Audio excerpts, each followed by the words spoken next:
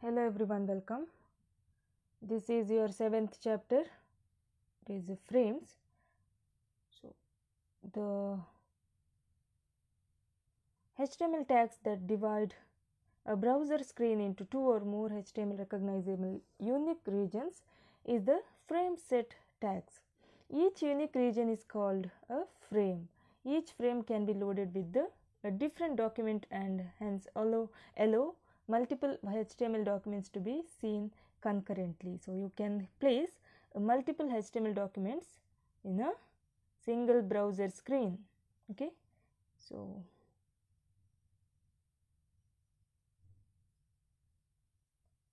the frame set tag. The frame set tags require one of the following two attributes depending on whether the frame has to be divided into rows or columns. Okay, frame set has these following attributes, that is rows and columns. So rows, this attribute is used to divide the screen into multiple rows. It can be set equal to a list of values depending on the required size of each row. So the values can be a number of pixels or expressed as a percentage of the screen resolution or the asterisk symbol, okay, which indicates the remaining space. Okay, so next one is columns. This attribute is used to divide the screen into multiple columns. It can be set equal to a list of values depending on the required size of each column. The values can be a number of pixels or expressed as a percentage of screen resolution or symbol asterisk, which indicates the remaining space. So here is an example. Frame set rows. Frame set rows 33%, 33% divides the browser screen into three equal horizontal sections. Okay, here the first one frame set rows 33%, 33%. It divides the browser screen into three equal horizontal sections. So the frame set columns 50%, 50%, it splits the first horizontal section into two equal vertical sections. So frame set calls 50%, 50% splits the second horizontal section into two equal vertical sections. Okay, so the frame tag, once the browser screen is divided into rows and columns, each unique section defined can be loaded with the different HTML documents. So this is achieved by using the frame tag, which takes there are some attributes of frame tag. So the attributes of frame tag is src equal to URL. It indicates the URL of the document to be loaded into the frame, and the margin height equal to n specifies the amount of white space to be left at the top and bottom of the frame. Margin width equal to n specifies the amount of white space to be left along the sides of the frame. Name equal to the name gives the frame a unique name, so it can be targeted by other documents. The name given must begin with an alphanumeric character, alphabets or numeric, alphanumeric, and no resize, it disables the frame's resizing capability. Scrolling controls the appearance of horizontal and vertical scroll bars in a frames. It takes the values yes, no, or true. Okay, so here is an example. Frame set rows 30% and this symbol star. Okay, so it divides the screen into two rows. Frame set rows, it divides the screen into two rows, one occupying 30% of the screen and other occupying the remaining space, that is 70% of the screen. Okay, So next one is frame set columns 50% 50% divides the first row into two equal columns, each 50% of the screen. So next to frame src equal to file1.html, frame src equal to file2.html. So first one loads the first frame with the file1.html, and the second one it loads second frame with the file2.html. Okay, so this is how to name the frame.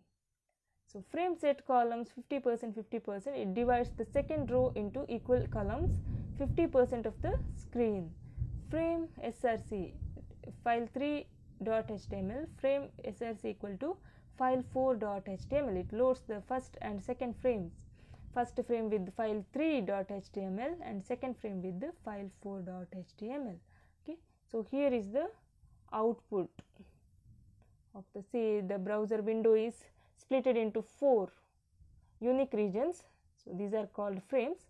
The first one is, first frame name is file1.html, second one is file2.html, and file1 is loaded with the contents of file1.html, and the frame file2 is loaded with the contents of the file2.html, and file3 and file4 are, file3 is loaded with the contents of file3.html, the frame file4 is loaded with the contents of file4.html. Okay, so now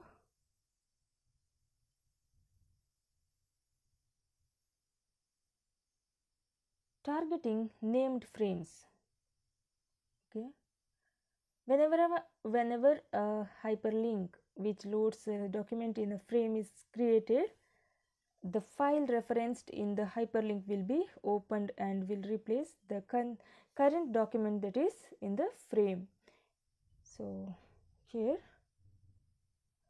the hyperlink must open an HTML file in another frame. The frame in which the HTML file is to be opened needs to be named. This is done by using name attribute of the frame tag. The name takes one parameter which is its frame name. Okay, the hyperlink tag will have to be supplied with the following information: the file name.html file that has to be opened, and the name of the frame where the file name.html file has to be opened. So targeting named frames. Okay, so here the example, the attribute via which the frame name is specified is the target attribute, which is a part of the anchor tag. This information is given as target equal to frame name. Okay, the attribute via which the HTML file name is specified is the href attribute, which is a part of the a tag. This information is given as a href index.html target main visitors. Okay, so target is main, so target means the frame's name where the index.html is to be opened, and when you click visit us, the index.html file will be opened in the frame which is named main. Okay, so here the example, here is an example, frame identification, that is frame set columns equal to 30% 70%, frame name equal to part, frame name equal to main. So this above command will divide the browser screen into two vertical frames. The first frame called part and will occupy the 30% of browser area, and the second frame called main will occupy 70% of the browser area. Okay, so the hyperlink specification: a href index.html target main visitors a, close a. The HTML file called index.html is loaded into the frame named main when the hyperlink visitors is clicked. Okay, so when you click visitors, the frame, there will be 2 or more frames in a single browser window. So all frames are named, and the index.html page will be opened in the frame named main. Okay, so here is one example too.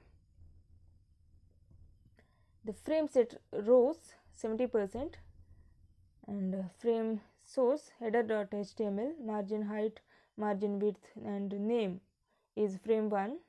Frame set columns 35%, and frame source SCT family name is frame 2. Frame source DESC.html name is frame 3.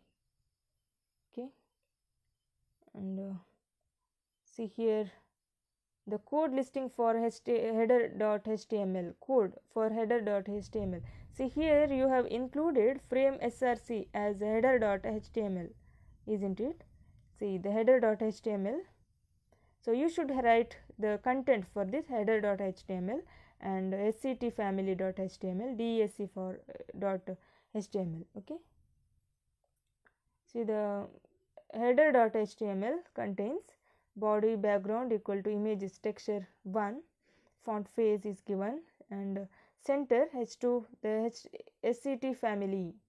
So sct family.html is coded like this: background and images, and image height, and some image attributes are used, and this is for sct family.html. Okay, so next one, the code for DESC, there are 3 files. DESC.html, it is background is image dot images of texture 1 is the texture is given, and the list, unordered list, all the names are given here. Okay, there are 3 files included in the main frame set tag. Okay, for here see the output will be, there are, the window is divided into 3 parts: the header, and the 3 frames are named here. There are 3 frames. These 3 frames are named frame 1, frame 2, and frame 3. The header file, is named frame 1, and next one frame 2 and frame 3.